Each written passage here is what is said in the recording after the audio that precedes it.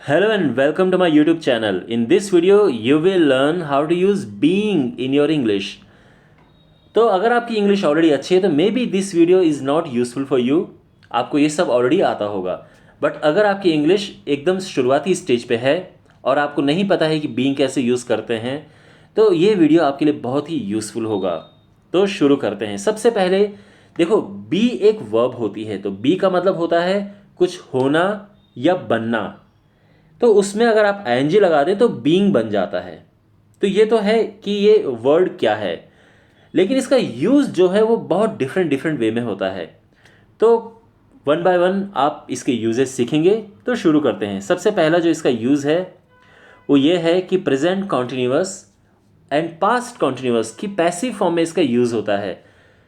तो अगर भी कोई भी काम किया जा रहा है, जैसे क्रिकेट खेला जा रहा है, गाना गाया जा रहा है, डांस किया जा रहा है, सब्ज़ी बेची जा रही है, या फिर कोई काम किया जा रहा था, जैसे क्रिकेट खेला जा रहा था, गाना गाया जा रहा था, सब्ज़ी बनाई जा रही थी, खाना खाया जा रहा था, तो वहाँ पर इज़ एम आर या वॉज वर्ब का यूज़ होता है, देन बीइंग यूज़ होता है, देन वर्ब की थर्ड फॉर्म आती है. तो कुछ एग्जाम्पल देखो जिससे आपको आराम से समझ आ जाएगा. तो फर्स्ट सबसे पहला एग्जाम्पल है, क्रिकेट खेला जा रहा है. Cricket is being played. आप देख सकते हैं जो काम किया जा रहा है वो काम पहले लिखा हुआ आता है, फिर हेल्पिंग वर्ब इज़, उसके बाद बीइंग आता है और वर्ब की थर्ड फॉर्म आती है. ये है इसका स्ट्रक्चर. गाना गाया जा रहा है, अ सॉन्ग इज़ बीइंग संग. अंडरस्टैंड. कुछ और एग्जाम्पल्स देखते हैं. सब्जी बेची जा रही है, वेजिटेबल्स आर बीइंग सोल्ड. पैसे बांटे जा रहे हैं थे, पैसे बांटे जा रहे थे. Money was being distributed. अब देखो मनी है और ये पास्ट में बांटे जा रहे थे तो वॉज आया यहाँ पे. ओके, प्रेजेंट होगा तो इज एम आर आएगा, पास्ट होगा तो वॉज या वर आएगा. मुझसे पूछताछ की जा रही थी, आई वॉज बीइंग इंक्वायर्ड या इंटेरोगेटेड. ठीक है. तो और भी एग्जाम्पल, जैसे अगर हम ये कहें कि क्रिकेट खेला जा रहा था, क्रिकेट वॉज बीइंग प्लेड, क्योंकि पास्ट में आ गया है. ठीक है.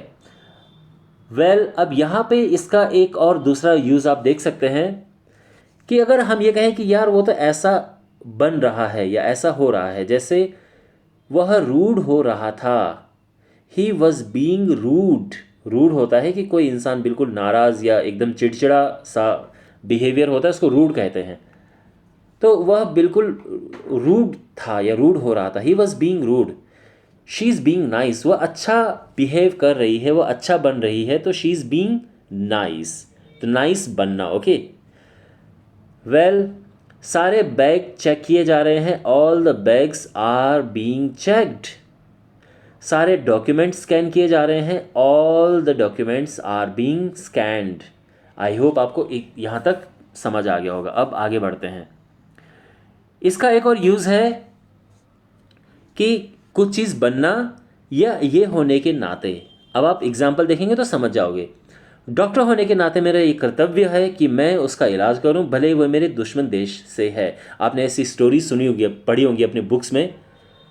तो इसका इंग्लिश में बनेगा बीइंग अ डॉक्टर. डॉक्टर होने के नाते. Okay. Being a doctor, it's my duty to treat him even if he is from our enemy country.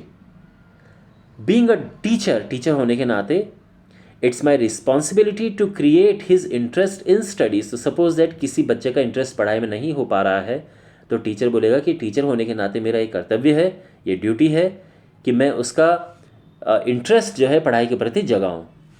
तो बीइंग अ टीचर, टीचर होने के नाते. Okay. Being a police officer, it's my duty to ensure the safety of the people. तो एक police officer होने के नाते मेरा एक कर्तव्य है कि मैं लोगों की सुरक्षा सुनिश्चित करूं.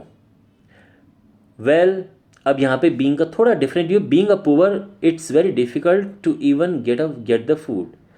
यानी पुअर होने की वजह से या पुअर होने के कारण फूड तक मिलना भी बड़ा डिफ़िकल्ट होता है. Do you like being a student. क्या तुम्हें स्टूडेंट बनना पसंद है, क्या तुम्हें स्टूडेंट होना पसंद है. तो do you like being a student. Being a human is our responsibility. तो इंसान होना हमारा कर्तव्य है. ओके. तो आई होप आपको बीइंग का कुछ यूज़ समझ आ चुका होगा अभी तक. कुछ और इसके यूजेस हैं. एक और बीइंग का मतलब होता है अस्तित्व होना या फिर हम कहते हैं कि जैसे कोई लिविंग प्राणी है तो उनमें बीइंग हम लगा देते हैं, ठीक है। मीन्स कि वो एक तो है इसका मीनिंग एग्जिस्ट होना, कि इनका अस्तित्व होना, और दूसरा जैसे हम कहते हैं कि प्राणी मात्र यानी इतने लोग, तो वहाँ पे भी बीइंग लग जाता है। आप एग्जाम्पल देखो, you will get the better idea. A nuclear war would kill millions of living beings. Okay, तो यहाँ पे लिविंग बीइंग लगा तो ये कंप्लीट हो गया है। लिविंग बीइंग्स मतलब जितने जीवित लोग हैं, जीवित प्राणी हैं। ह्यूमन बीइंग्स का मतलब होता है प्राणी, उनकी इंसानों की बात हो रही है। और लिविंग बीइंग्स का मतलब होता है जो जीवित हैं, यानी जो भी प्राणी हैं जिनमें जान है, उसमें एनिमल्स भी आएंगे, लिविंग बीइंग्स में सभी आते हैं, ठीक है। Well, a nuclear war would kill millions of living beings, तो एक न्यूक्लियर वॉर मिलियंस ऑफ प्राणियों को मार देगी। Strange beings from outer space are still a popular subject of for sci-fi movies. Science fiction movies का एक popular subject है कि बाहर से कुछ स्ट्रेंज बीइंग्स आते हैं जिनको हम एलियंस भी कहते हैं। तो स्ट्रेंज बीइंग्स, ठीक है ना। Okay, we do not know exactly how life first came into being. तो यहाँ पे बीइंग का मतलब है एग्जिस्टेंस में।